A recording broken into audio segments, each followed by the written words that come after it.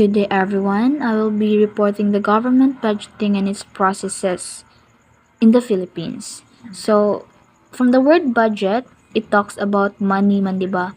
So, government budgeting is very important because this is how the government plans kung asa mo dong ang atong money kwarta sa Philippines, like for such schools or hospital, road projects, or even sweldo sa trabahantes gobyerno.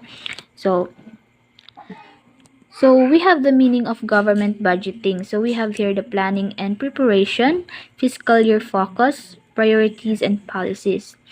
So government budgeting is the process where the government plans, prepares, approve, uses, and check public money for one fiscal year or one whole year.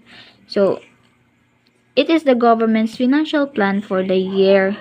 Mani ilang money budgeting planning ni kwarta nila sa tibuok kanang tuig. So example, before ang 2026 mag-start, nagplano na sila asa mudong ang kwarta, like ilang budget for school, para sa funds sa classroom, sweldo sa teachers, and even sa learning materials like books or even modules or kanang mga bond paper. Then so once na ma-approve na, kay approve pa man na before mahimong GAA. Ang tawag ana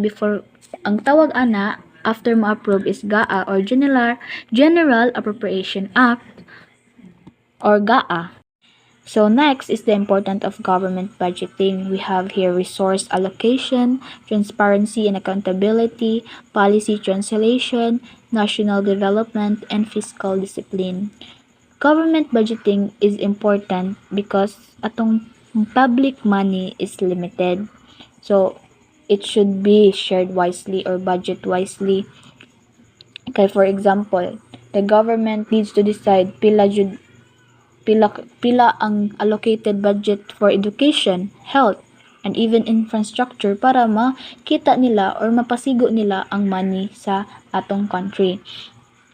So budgeting also helps turns plan into action. Like for example, they want to build a public hospital. So ilang tadawon sa budget if ang budget mo pasarbat to make a public hospital. So it promotes discipline, transparency, and accountability, meaning the government must explain how it uses the people's money. So ang importance pud ni sa budgeting is makahibaw jud ka asa gigamit sa gobyerno ang kwarta, like effective ba nga atong kwarta sa Philippines, effective ba ang paggamit. Then this helps supports national developments like reducing poverty and improving public services. Now, let's talk about the legal basis of government budgeting in the Philippines. One important legal basis is the 1987 Philippine Constitution, which says that no money can be spent unless approved by law, and Congress has the power to decide the budget. Another is Presidential Decree number 1445, also known as the Government Auditing Code, which ensures that government money is properly checked and audited. There is also Republic Act number 10155, which is the General Appropriations Act that allows the government to spend money for a specific year. Lastly, the Administrative Code of 1987 explains the roles of agencies like the DBM or the Department of Budget and Management in preparing and managing the budget. Next are the key agencies involved in government budgeting. So first, we have the Department of Budget and Management, which is the DBM na mention ni siya sa Republic Act, is one of the main people behind government budgeting. The DBM, led by the Budget Secretary, prepares the national budget, and they collect the budget requests from different agencies like DepEd, DOH, and DPWH, review them, and make sure the budget follows the President's priorities and available funds. So mo jud ni ang sa DBM jud magsugod tanan. Then next is the Congress of the Philippines, which is composed of senators and members of the House of Representatives reviews and approve the budget.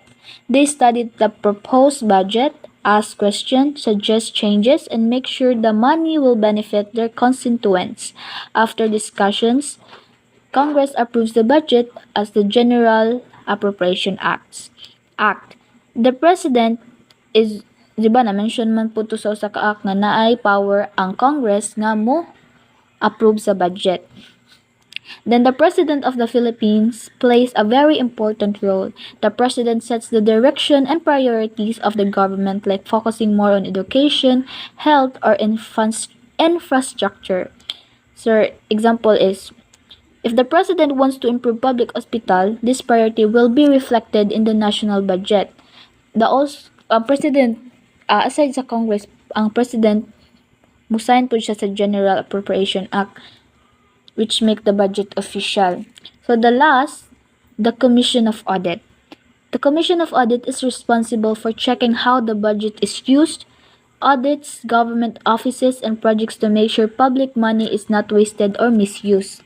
So, ang COA, Commission of Audit, di ba, ang trabaho sa auditor, di ba, ang trabaho sa auditor sa, mag-example ta sa school, sa room, sa classroom officer, ang trabaho sa audit kay iyang i-check tanang gasto, iyang i-scan dito asa gipang gasto. So the same as commission and audit, siya po mo-scan og gitarong ba gasto, asa nito nung ang kwarta wala ba gi-corrupt. Next is the budget cycle, specifically the preparation stage. This stage is led by the Department of Budget and Management.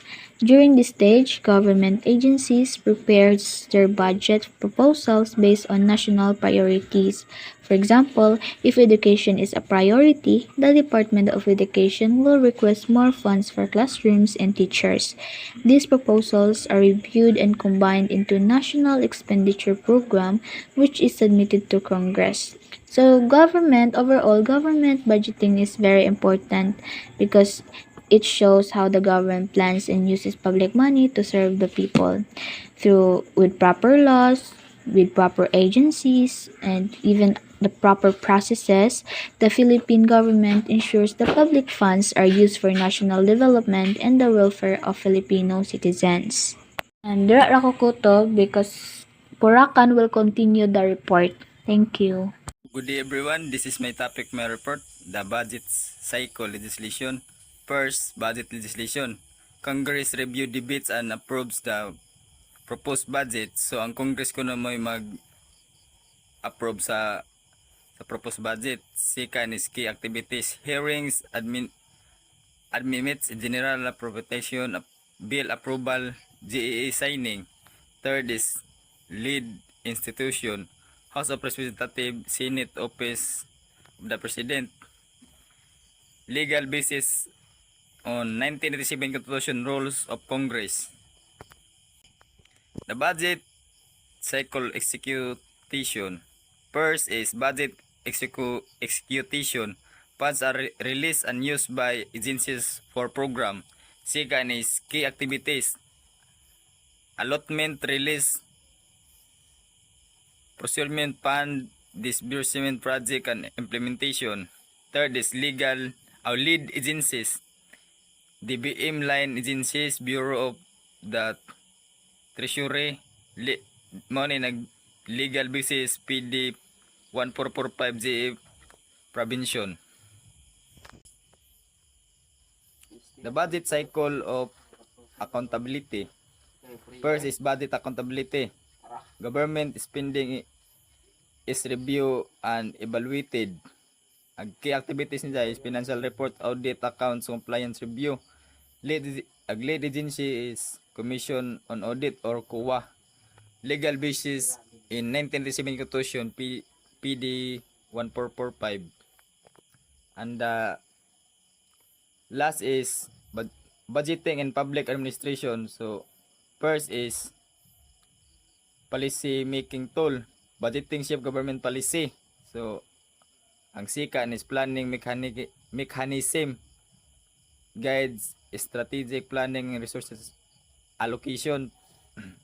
Third is reflect priorities. show what the government values most, and fourth is control accountability, ensures fiscal control and public accountability. In the Philippines, budgeting ensures effective legal and ethical of funds, illustrating transparency and the good governance. That's all. Thank you.